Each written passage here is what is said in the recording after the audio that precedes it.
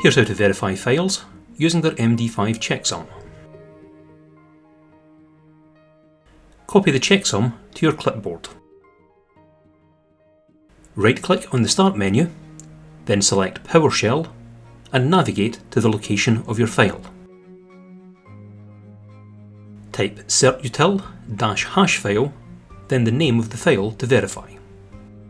You can start typing, then press Tab to autocomplete the file name.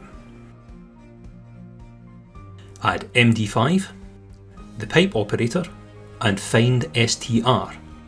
Then paste in your checksum and press Enter. If they match, the output of the command is the checksum. If they don't, there is no output.